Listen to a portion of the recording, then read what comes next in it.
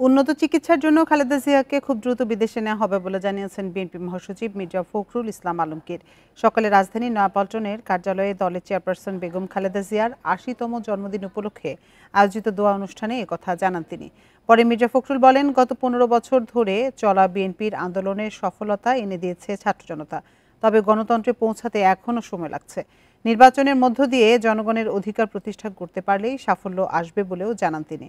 এ সময় মির্জা ফখরুল বলেন, এখনও নানা চক্রান্ত অব্যাহত রয়েছে, সাম্প্রদায়িক সহিংসতা সৃষ্টিরও চেষ্টা চলছে।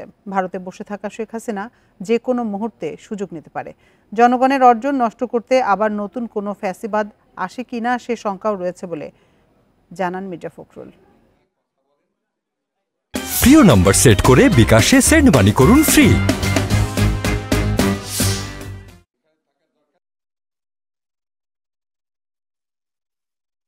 যে কোনো মুহূর্তে ভারত যিনি বসে আছেন শেখ হাসিনা, তিনি তার সুযোগ গ্রহণ করতে পারেন এবং চক্রান্ত শুরু করতে। সেই চক্রান্তকে প্রতিরোধ করাই এখন আমাদের কাজ। এই যে আপনার কমিউনালিজমের কথা বলছে না, সাম্প্রদায়িকতা, সংখ্যালঘু সম্প্রদায়ের উপর অত্যাচার, এসব কথা বলছে না ওরা, এটা তাদের একটা চক্রান্ত।